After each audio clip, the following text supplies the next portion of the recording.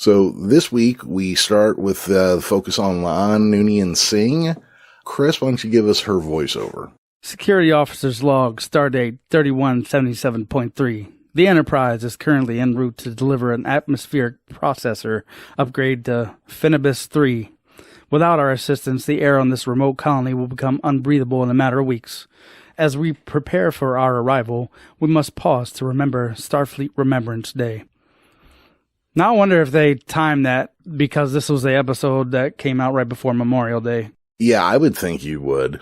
If you're going to do that, if you're going to do a Halloween episode, you want to make sure you're not putting them in the middle of August kind of thing. I've never heard of Starfleet Remembrance Day before, but I mean, it's cool. Well, it went out of fashion before the Next Generation. It makes sense that they would have something like that. Well, by the time the later shows came along, they just kept renaming the ships for the dead ships and everybody forgot them. Kind of like naming all your dogs George, and not being able to tell them apart.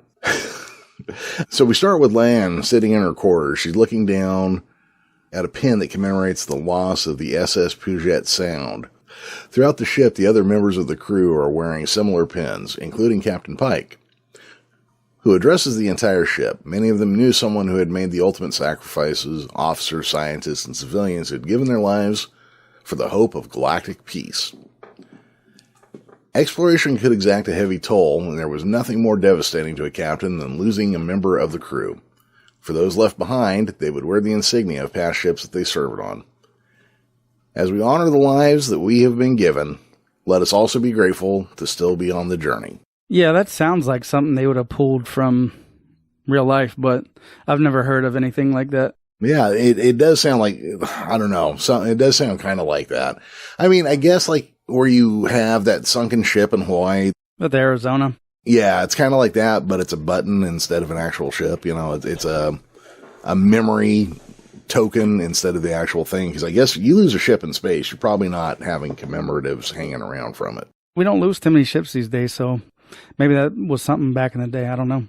Yeah, maybe that's why we don't recognize that sort of thing. That's fair. We cut away to Hemmer and Uhura walking through the ship, and he asks her about the AP350 device. Uhura calls it an air filter, much to Hemmer's aggravation. After voicing his disapproval, Uhura gives him a full history of the device and how it operates and what it does. I have been around some old crusty maintenance dudes who are like this.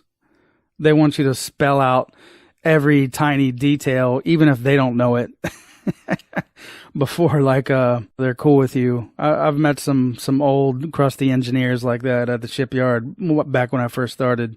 Even in the Air Force, there were some folks like that. Hemmer, I don't know if how much more I'll focus on it, but he gets crustier every 10 minutes, it seems like. I don't know. I like that about him, though. Oh, yeah, no, look, I love grouchy people. They remind me of me.